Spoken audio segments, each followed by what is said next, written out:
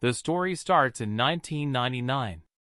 A pilot, Petey Shelbourne, enters a pawn shop covered in blood and holding a creepy toy monkey with a drum.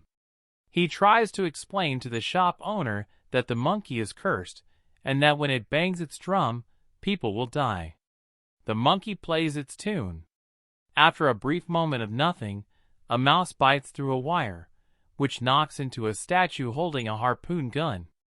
The gun fires and impales the shop owner.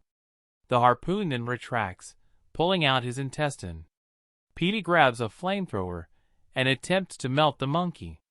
Petey abandons his wife, Lois, and their twin sons, Hal and Bill. The older Hal narrates that he and Bill never had a good relationship because Hal was always a timid kid, while Bill was a bully to him. Lois shares a cynical outlook on life with her sons. The boys find the monkey among their father's possessions, with the words, "like life," written on its box. Hal turns the key on the monkey's back, but nothing happens. Hal and Bill are later taken to a hibachi restaurant by their nanny, Amanda. Hal leaves the monkey in the car. While the three are in the restaurant, the monkey starts to play its drum tune. After it finishes, the hibachi chef who was quietly flirting with Amanda accidentally decapitates her with his spatula, and her head falls onto the grill. Hal and Bill attend the funeral with their mother in church. Their mother tells them that everything happens for a reason, and that everyone will eventually die, including her and their pets. She explains that some people will die very violently, and some will die peacefully, but everyone dies. Later, they go dancing, because why worry if everyone eventually dies? The next day at school, Bill causes the other kids to taunt Hal for no reason. In his frustration, Hal returns home while his mother is in the kitchen. Later, he tries to use the monkey to kill Bill. After he turns the key, he waits for something to happen. Bill comes home as Lois is baking a cake, but after the monkey finishes its tune, Lois begins bleeding from every part of her face until she collapses to the floor, dead. Adult Hal explains that she suffered what was called a boomerang aneurysm. The monkey doesn't take requests. It will only kill whoever it wants, whenever it wants. At her funeral, a heartbroken Bill tries to get his mother to wake up. Hal decides to destroy the monkey by chopping it to bits. The boys are sent to live with their Uncle Chip and Aunt Ida. The monkey ends up reappearing at their house in one piece. Hal tells Bill that he chopped up the monkey, but doesn't know how it reappeared. Unconvinced that the monkey is responsible for the recent deaths, Bill turns the key, even though Hal told him not to. Uncle Chip is later killed during a camping trip when a stampede of wild horses tramples him to death in his sleeping bag, leaving him reduced to a bloody mess. The boys then put the monkey back in its box and throw it down a well, hoping it will never hurt anybody again. Aunt Ida now lives alone. She goes into her basement and falls through the stairs, getting a bunch of fish hooks stuck in her face. She goes to treat her wounds with rubbing alcohol, but hears a noise coming from the stove. Aunt Ida places her head near it, and the stove lights up, igniting her whole head. She runs out of the house in a frenzy before running face first into the pointy end of a "for sale" sign. 25 years later, Hal lives alone. He has a son, Petey, whom he only sees once a year due to his fear that Petey will end up hurt or worse. Hal informs his boss, Dwayne, that he needs to leave to pick up his son. When Hal goes to pick up Petey for their week together, he learns from his ex-wife and her new husband, the leading expert, Ted Hammerman, that Ted is legally adopting Petey. They feel it would be better for Hal to no longer be involved in Petey's life. Hal is saddened by this news. Petey arrives while they are discussing the adoption. In the next scene, Aunt Ida's belongings are sold at a sale, and among them is the monkey. It is picked up by Ricky, the son of a local police officer, who mostly spends time by himself. Hal takes Petey to a motel on their way to a horror-themed amusement park. Petey is doing a school project on family trees, and asks Hal about his family. Hal lies about not having a brother, but tells his son about his own mother, Lois.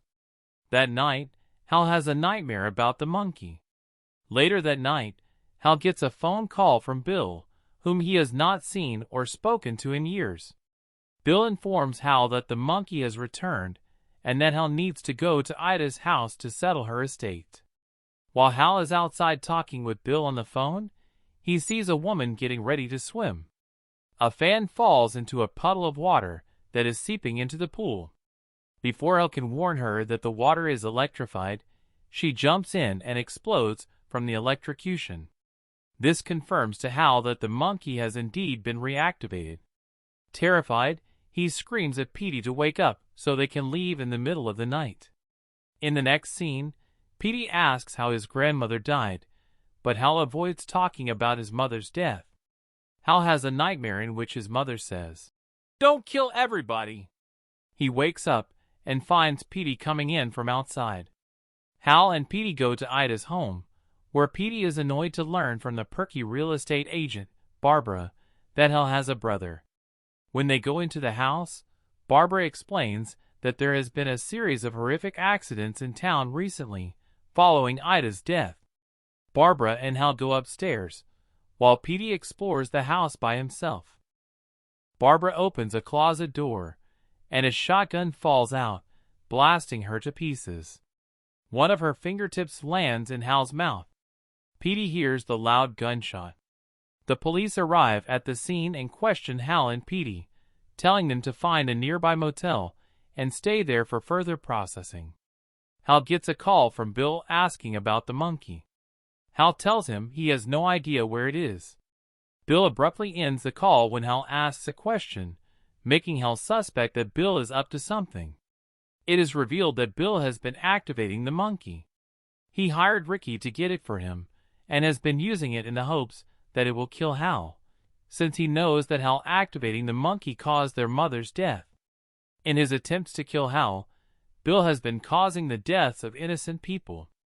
He has been waiting for years to find Hal and finally has. Ricky calls Bill and asks if he can have the toy monkey because it reminds him of his father, but Bill refuses. In the next scene, Petey asks his father why he avoids talking about his family and asks if he ever killed someone. Hal tells him he has never done anything like that. Hal calls Bill and tells him not to use the monkey because it is killing innocent people. Bill says he will keep turning the monkey's key until Hal is dead, no matter who else gets killed. During the call, Hal gets scared because Petey doesn't answer the door, but he eventually does, explaining he was in the bathroom. Bill resolves to have Ricky kidnap Hal and Petey to try and get Petey to turn the key and kill his father. Meanwhile, the monkey causes the death of Hal's coworker, Dwayne, who chokes on his vape pen. Ricky abducts the two and brings them to Bill's place. Petey goes inside to meet Bill, navigating a series of booby traps, while Ricky keeps Hal in the car at gunpoint. Ricky says he hates the police because his father was a police officer who abandoned him and his mother. In the next scene, Petey finds Bill holding the monkey. Bill tells Petey that it was his grandfather's toy and asks for help fitting the key in. When Petey asks what turning the key does, Bill tells him, "See for yourself." Petey turns the key. While scratching his head, Ricky accidentally fires his gun, hitting a wasp's nest. The wasps shoot out, and the entire hive swarms inside Ricky's mouth, tearing out through his face. Bill tells Petey to turn the key again. When Petey refuses, Bill hits him and snatches the monkey out of his hands. Hal runs into the building to confront Bill. Bill is enraged and demands that the monkey kill Hal, even trying to force its arm down to play the drum. As a result, the monkey begins to play the drum rapidly, causing the ground to shake. Outside, Bill watches as a plane crashes into the town, killing a huge portion of the population. When everything is settled, Hal tries to talk to Bill and apologize for what happened with their mother. After a moment, Bill finally decides to reconcile with Hal and try to be a real family. But then the monkey's arm hits the drum again, triggering one last booby trap that shoots a bowling ball at Bill's head, crushing it. Hal and Petey leave in silence. The two drive through town with the monkey in the back seat, observing the aftermath of the wreckage, with many bodies sprawled across the streets. As they stop at a red light, a pale man riding a white horse passes Hal's car. Hal then invites Petey to go dancing, since his mother, Lois, used to love it. Petey accepts. They drive off. A bus full of cheerleaders passes by, and a truck driving next to them decapitates all of them. Please like and subscribe.